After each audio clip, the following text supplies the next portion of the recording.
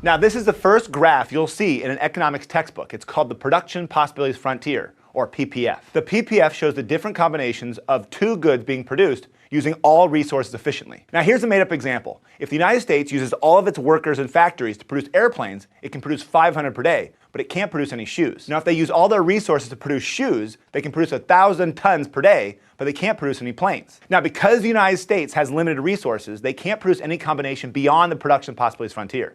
So it's impossible to produce 500 planes and 1,000 tons of shoes. Wait, Mr. Clifford, I want to stop you here for a second. We don't live in a world where there are only two things that a country can produce. There are like a million things that U.S. workers can choose to make. Toilet paper, zippers, adorable stuff, kitty cats holding heart, artisanal sauerkraut. We don't live in a world of just shoes and airplanes. So what's the real world value of the production possibilities frontier? The idea is once you really understand that there's trade-offs between producing two goods, that same logic applies to any number of goods. And adding additional goods makes it more complex, but doesn't really add any more insights.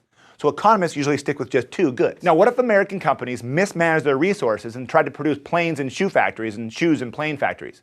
Well, they'd be at a point inside the production possibilities frontier showing an inefficient use of resources. So every possible combination inside the curve is inefficient, and on the curve is efficient, and outside the curve is impossible. Now let's compare this PPF to China's. China can produce 100 planes per day or 800 tons of shoes. Since the United States can produce more planes than China, they have an absolute advantage in the production of planes. The US also has an absolute advantage in the production of shoes. Since the US can produce more of both goods, you might think there's no reason to trade, that they should just produce both on their own. Well, no, remember, specialization in trade makes people, and in this case countries, better off. Now stick with me. Let's calculate the opportunity cost for the United States to produce one plane.